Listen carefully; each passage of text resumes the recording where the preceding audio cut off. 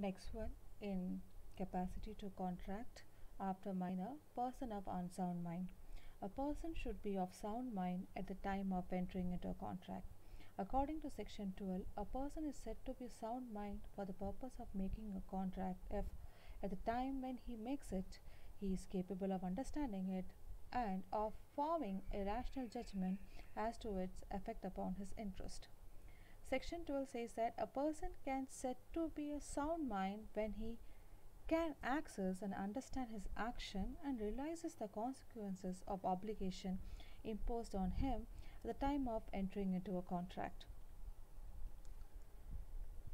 A person who is usually of unsound mind but occasionally of sound mind may make a contract when he is of a sound mind.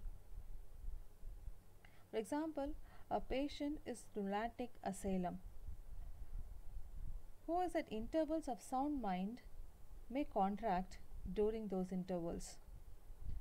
In next aspect, a person who is usually of sound mind but occasionally of unsound mind may not make a contract when he is of unsound mind. For example, a sane man who is so drunk that he cannot understand the terms of a contract or form a rational judgment as to its effect on his interest and cannot contract.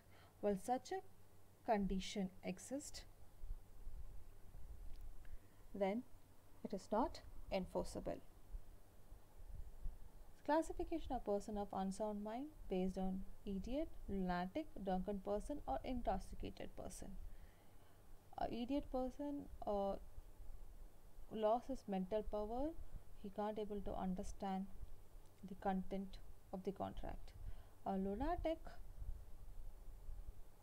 loses the capacity due to the illness of brain or mental disorder.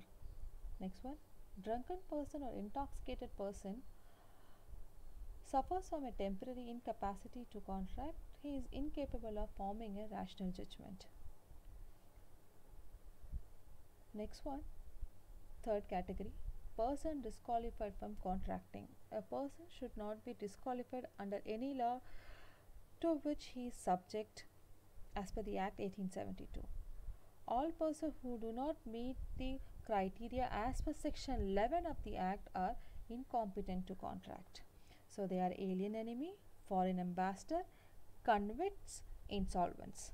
When I say alien enemy, alien is a person who is not a citizen of India. He may be alien friend or an alien enemy. Contract with an alien friend is valid.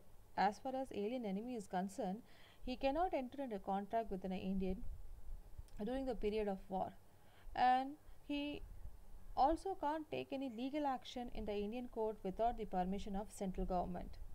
As per the contracts made before the war are concerned, they are dissolved if found to be against the public policy. Next one, foreign ambassadors. They are representative of foreign countries in India. They can enter into contract and enforce these contracts in Indian courts, but legal action can be taken against them only with the permission of the central government. The convicts is a person in a jail.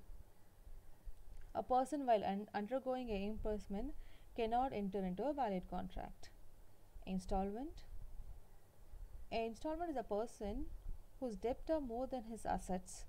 The property of an installment will come into the possession of official receiver or an official assignee appointed by the court. Installment cannot enter into a contract relating to his property, and he cannot sue and be sued upon it.